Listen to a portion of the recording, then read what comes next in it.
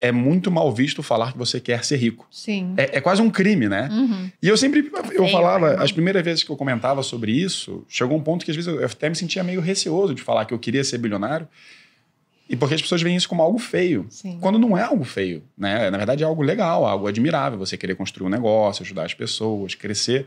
Então, ao longo do tempo, ao longo do livro, né, eu fui vendo várias coisas e falei, tá vendo? Né, eu tinha razão. Então, acho que a mentalidade que ele tenta trazer ali, que é de um pouco tirar esse preconceito contra a riqueza, construção de fortunas, acho que é fundamental, especialmente num país que mais de 90% das pessoas nunca se planejaram para aposentadoria. Então, acho que é uma forte recomendação de leitura para todos.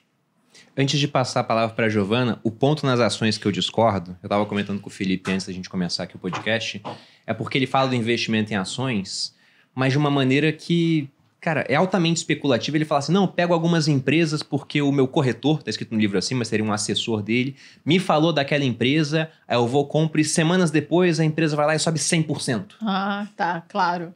Só que não. Entendeu? Aí eu falei, pô, Robert, tá forçando, né? Porque ele fala, não, e aí nem sempre sobe, às vezes cai. Mas ele fala das vitórias, não das derrotas. Porque na média, eu acho difícil no longo prazo ele ter ganho com essa estratégia do S&P 500, por exemplo. Sim. Acho bem complicado, né? Se você pega até o Warren Buffett, que é aquela lenda do mercado, você pega desde a década de 60, ele dá uma surra no S&P. Você pega os últimos 20 anos, já é bem diferente. Ele não consegue ganhar muitas vezes. Mas, por favor, Giovana, sua opinião. Eu não tinha lido o livro antes. E eu tinha o livro em casa, mas sabe aquele livro que você compra porque todo mundo falou que é bacana ler, só que fica na pilha? Outros entram na lista de prioridade, então eu não tinha lido.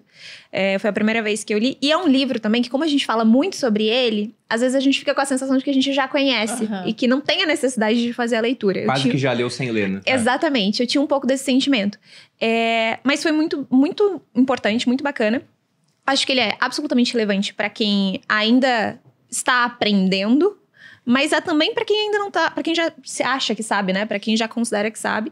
E eu gostei muito da parte que trata da relação de impostos, da sociedade anônima, que a gente vai falar um pouquinho mais sobre isso, mas porque trata o imposto e a relação do rico com o imposto da maneira que é. Porque as pessoas acham que no Brasil o rico, ele simplesmente sonega. As pessoas resolvem impostos sonegando. E não. Existem outras e lícitas maneiras da gente lidar com isso. Então, muito sobre mentalidade. Esse livro, ele virou pauta na minha casa. Eu e meu marido, a gente ficou discutindo. Ele também foi... Ele é mais do audiobook. Aí a gente discutiu, foi bem bacana. Foi um exercício interessante. Recomendo, inclusive.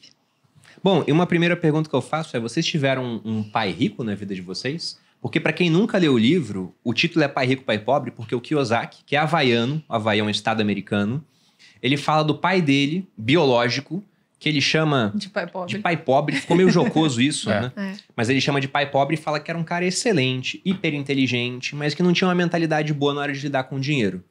E ele fala que ele queria ter dinheiro quando era criança. Uns amigos dele foram pra uma casa de praia e não chamaram ele porque ele não tinha dinheiro.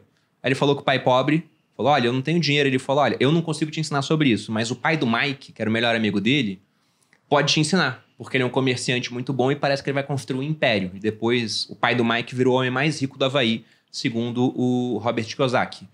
E aí ele vai no pai do Mike e começa a ter ensinamento sobre dinheiro. Então ele fala, olha, o meu pai pobre era uma pessoa excelente, mas o meu pai rico, que foi quem me deu essa educação empreendedora, foi o pai do Mike. Então ele fala do papel que esse cara teve na formação intelectual dele, nessa parte financeira, e os dividendos que ele colheu ao longo da vida.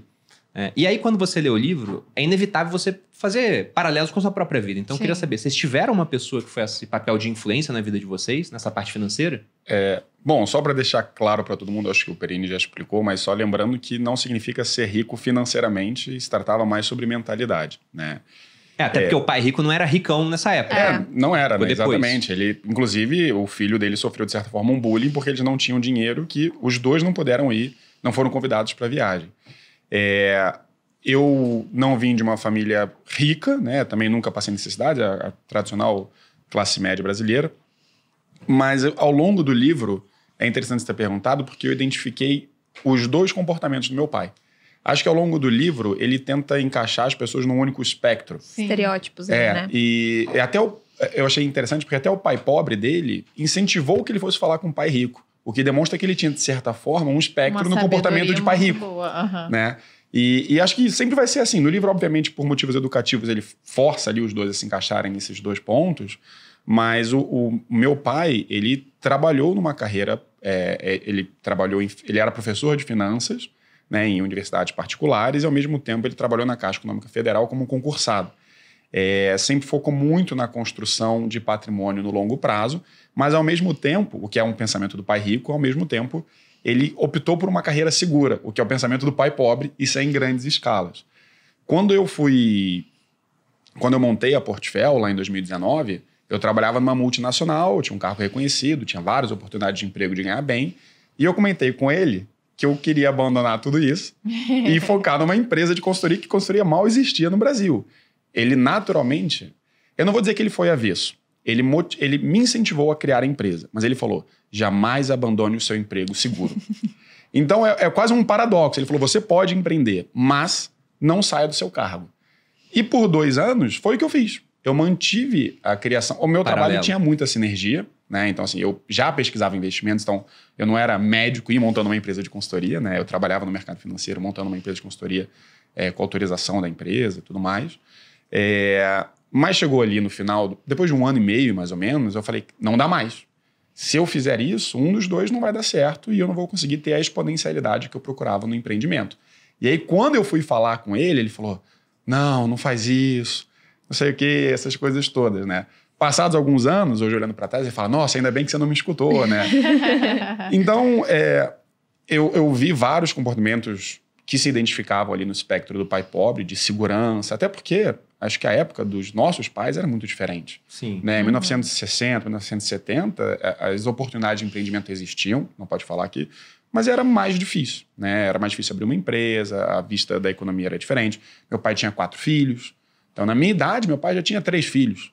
Eu não tenho nenhum filho, então o que permitiu que eu corresse mais risco para montar uma empresa. Então, acho que tinha um pouco dos dois, mas ele sempre incentivou muito a parte educativa, sempre incentivou que eu estudasse coisas por fora, fosse para fora fazer cursos. Então, eu diria que teve um pouquinho dos dois ali. Mas o espectro pai-pobre foi muito difícil de lutar e reconhecer isso no momento que eu decidi montar minha própria empresa. Mas tendo passado por isso e tendo conseguido sair do que ele no livro chama de Corrida dos Ratos, para mim foi fundamental para, de fato, construir fortuna. Né? Foi bem diferente do que seguir numa carreira e só investindo um pouquinho ali todo mês. Né?